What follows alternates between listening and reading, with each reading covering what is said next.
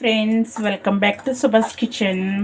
ఈరోజు చాలా కమ్మగా ఉండే కరివేపాకు పచ్చడి అనేది చేశాను నేను. ఇది టిఫిన్స్లో కానీ రైస్లో కానీ సూపర్ ఉంటుంది. ఫ్రిడ్జ్లో పెట్టుకుంటే నిల్వ ఉంటుంది. ఇది చాలా బాగా వచ్చింది, కమ్మగా స్మెల్ వస్తుంది.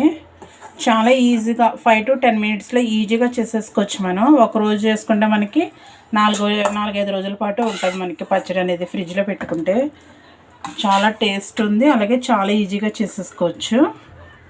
మీరు కూడా ఒకసారి ట్రై చేయండి. ప్రాసెస్ చూసేసి చాలా సింపుల్గా చేసేసుకోవచ్చు. కరివేపాకు పచ్చడి చూసారు కదా, చాలా బాగా వచ్చింది కదా. కలర్ అయితే సూపర్ ఉంది, టేస్ట్ కూడా అలానే ఉంది. సేమ్ మనం రోట్లో చేసుకున్న పచ్చడిలానే చేశాను, చాలా బాగా వచ్చింది. ఒకసారి ప్రాసెస్ చూసి మీరు కూడా ట్రై చేసేయండి, ఓకేనా. ముందుగా మనం ఒక చిన్న నిమ్మకాయ సైజ్ అంతా చింతపండు తీసుకుని, చింతపండు మునిగేంతవరకు వాటర్ వేసి నానబెట్టుకుందాము. మనం పోపులు అన్నీ వేపే లోపల ఇది నానిపోతుంది, ఓకేనా.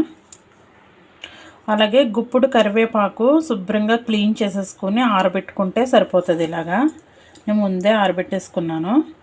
ఒక గుప్పుడు తీసుకుంటే సరిపోతుంది మనకి.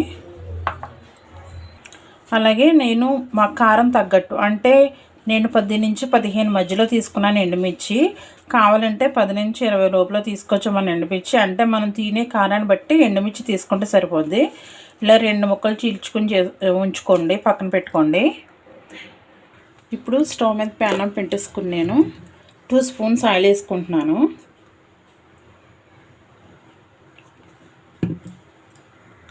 నూనె వేడెక్కిన తర్వాత 1 స్పూన్ ధనియాలు, 1 స్పూన్ ఆవాలు, 1 స్పూన్ జీలకర్ర,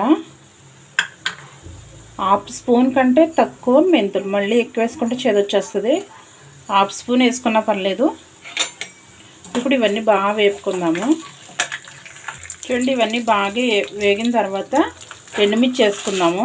ఎండుమిర్చి 2గా చీల్చుకుని వేసుకుంటే లోపల ఉన్న విత్తనాలు కూడా బాగా వేగేలా మనకి టేస్ట్ బాగుంటుంది.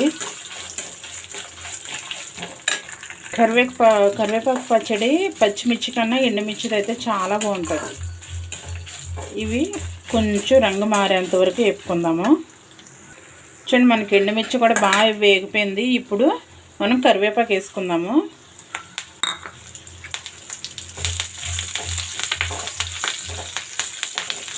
మొత్తం అంతా ఒకసారి బాగా కలిపేసుకుందాము.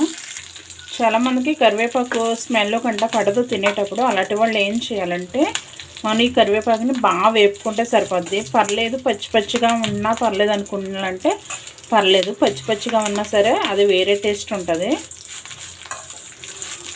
కరివేపాకు పడని వాళ్ళు, అంటే తినని వాళ్ళు ఉంటారు కదా, వాళ్ళైతే బాగా వేపుకుంటే మనకి అసలు కరివేపాకు స్మెల్ కానీ రాదు. చూడండి, అన్నీ బాగా వేగిపోయాయి. నేను కొంచెం లైట్గానే ఉంచుకుంటున్నాను కరివేపాకు బాగా వేపేయకుండానే. సో ఇప్పుడు ఇదంతా చల్లారనిద్దాము. చూడండి, ఇది చల్లారిపోయింది. నేను మిక్సీలో వేసుకున్నాను. ఇప్పుడు మిక్సీ పట్టేసుకుందాం దీన్ని. ఫస్ట్ వాటర్ కంటే ఏం వేయకుండా ఇలానే ఒట్టిగానే మిక్సీ పట్టుకుందాము. చూడండి, ఇది ఇలా మిక్సీ పట్టుకున్న తర్వాత దీంట్లో మనకు టేస్ట్కి తగ్గట్టు ఉప్పు వేసుకుందాము. నేను కళ్ళుప్పు వేస్తున్నాను. అలాగే చిన్న బెల్లం ముక్క వేస్తున్నాను. అలాగే ముందుగా మనం నానబెట్టుకున్నాం చింతపండు, అది నీళ్ళతో సహా వేసేయాలి. ఇప్పుడు మళ్ళీ ఒకసారి మిక్సీ పట్టుకుందాము. చూడండి, ఇలా మిక్సీ పట్టుకున్న తర్వాత మనం రోట్లో రుబ్బినలాగా కావాలంటే ఒక ఉల్లిపాయ, అంటే చిన్న ఉల్లిపాయ తీసుకుని ఇలా ముక్కల కింద కట్ చేసుకుని 1-2 సార్లు ఆపినట్టు మిక్సీ పట్టుకుంటే సరిపోద్ది. ఆపి పెట్టుకోవాలి మిక్సీ. చూడండి, మనం ఇలా మిక్సీ పట్టుకుంటే సరిపోద్ది. మరీ మెత్తగా కాకుండా ఇలాగా చేసుకుంటే సరిపోద్ది. మరీ పలుచగా ఉండకూడదు, మరీ గట్టిగా ఉండకూడదు. ఇప్పుడు దీనికి పోపులు పెట్టుకుందాము.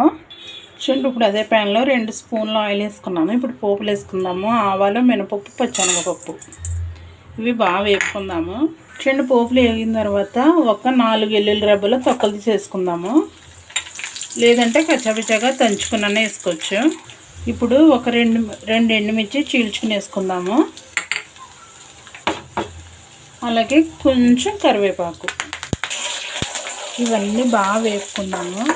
ఎంత బాగా వేస్తే అంత బాగుంటుంది పచ్చడి టేస్ట్ అన్నది. ఇది డైరెక్ట్గా కరివేపాకు ఇష్టపడిన వాళ్ళకైతే చాలా బాగుంటుంది పచ్చడి. చూడండి అన్నీ బాగా ఎగిపోయాయి కదా. ఇప్పుడు మనం మిక్సీ పట్టుకున్న పచ్చడి వేసేద్దాము. వేసేసి ఒకసారి బాగా కలిపేసుకుంటాం. మనకి కరివేపాకు పచ్చడి అనేది రెడీ. చూడండి ఫైనల్లీ మనకి కరివేపాకు పచ్చడి అనేది రెడీ అయిపోయింది. ఇప్పుడు స్టవ్ ఆపేసుకొని దింపేసుకుందాము. చూడండి ఫైనల్లీ మనకి కరివేపాకు పచ్చడి అనేది రెడీ అయిపోయింది. చూసారు కదా, చాలా సింపుల్గా మనం ఒక 5 to 10 నిమిషాలు ఈజీగా చేసేసుకోవచ్చు. చాలా కమ్మగా స్మెల్ వస్తుంది. చాలా సింపుల్గా చేసేసుకోవచ్చు. మనకి నిల్వ ఉంటుంది, ఫ్రిడ్జ్లో పెట్టుకుంటే నిల్వ ఉంటుంది కాబట్టి ఒకరోజు చేసుకుంటే మనకి బాగుంటుంది. ఇది ఇడ్లీలో కానీ లేదా రైస్లోకి అన్నిటిలోకి సూపర్ ఉంటుంది. చూసారు కదా ఎంత ఈజీగా చేశాను. మీరు కూడా ఒకసారి ట్రై చేసి మీకు ఎలా వచ్చింది అన్నది కామెంట్ బాక్స్లో చెప్పండి. ఓకేనా? లైక్ చేయండి, షేర్ చేయండి, మా ఛానల్ని సబ్స్క్రైబ్ చేసుకోండి. Thank you for watching.